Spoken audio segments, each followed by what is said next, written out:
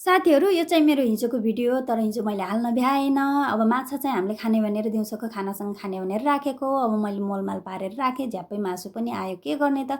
अब अलिअलि बनाऊँला भनेर सोचेको थियौँ। ला ग्यास भ्याएर त हम्मे हम्मे भयो हामीलाई त। यता मम्मी मिठाई कोर्दै हुनुहुन्छ, मैले चाहिँ चियाको पारखीहरूलाई चिया बनाएर पनि दिएँ। अब हाम्रो बाबुहरूले चाहिँ पास्ता ल्याइदिने, पास्ता र चाउचाउ भनेको थिएँ। मैले बाबुहरूलाई पास्ता र चाउचाउ बनाएर पनि पठाएँ।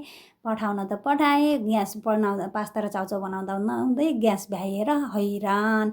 बुवा ग्यास खोज्न जानुभयो। अब मैले के गर्ने? अब यता चना मैले पिसेँ, यो माछाको रसमा हाल्नको लागि है, माछाको रस बनाउने हो, त्यो भएर पिसेँ।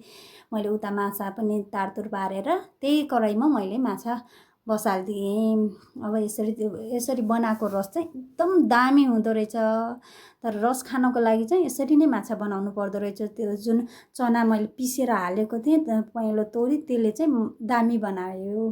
अब यो खाना पकाउँदा पकाउँदै 3 बजिसकेको थियो। अब के गर्ने? मासु पनि मैले काटकुट बनाएर त्यही चुलोमा बसालिदिएँ। अब बेलुकाको खाना चाहिँ हाम्रो त्यही नै भयो के, बेलुकासम्मको खाना। अब मासु भटेर पारेर मैले त्यो छोपेर एकछिनसम्म भुटेर अलिअलि हामीले तानेर खायौँ सासूबुवाहरूले पनि।